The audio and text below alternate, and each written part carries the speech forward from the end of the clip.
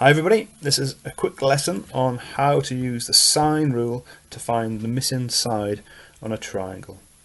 So the first thing to note is that the sine rule and the cosine rule both work when you don't have a right angle triangle. So really handy if you haven't got a right angle. We need to just see how a general triangle is labelled and stick to this notation as working on problems. So there's a triangle, and we're going to call the angles at each corner capital A, capital B and capital C. Doesn't matter which corner you assign A, B and C to, but it does matter then that we take the angle A and go across from there, and the opposite side is labelled side A. We use a little a to denote the length of a side. So across from angle B there is side B, little b, and across from angle C we've got little c. So that's the convention we're going to use whenever we use sine rule, cosine rule, or the formula for finding the area of a non-right angle triangle. So the first thing to note is that the sine rule is this then.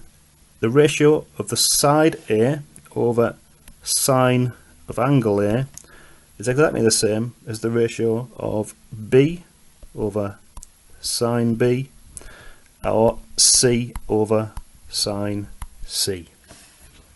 And we're going to use that to solve a problem now. Right, so let's have a triangle drawn out. There we go. And we're going to say this side is side length 6. This one is X, that's the side that we're trying to find. We've got an angle up here of 95 degrees. And an angle down here of 35 degrees. Okay, so first job is to label a triangle up, and we can do that pretty quickly. It doesn't matter which way you label a triangle, but since we're looking for this angle, this side X, let's call that A. That's what we're trying to find. So this will be angle A. Then let's say make this one B. So this would be side B. And this one would be C, so that's side C. So looking at this triangle then, we want to take a bit of the sine rule that's going to be useful to us. So we definitely need A over sine A, because we're trying to find this side X and we've got angle A. We haven't got angle B or side B, so let's not bother with that.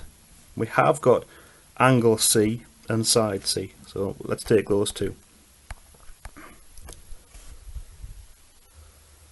Okay, so now we can put in what we know. We know that A is what we're trying to find, so that's X. Sine A would be sine of 95 degrees. C is 6, and so sine C would be sine of 35 degrees.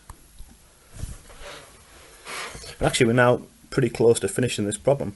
All we really need to do is to get X on its own, and to do that we can multiply both sides by what's on the bottom of this fraction. So multiply both sides by sine 95.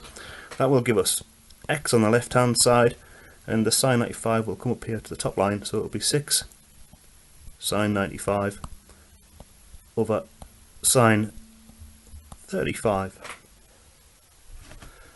Put that into a calculator and you will get 10.4208747 and so on, which rounds to 10.4, 3 significant figures,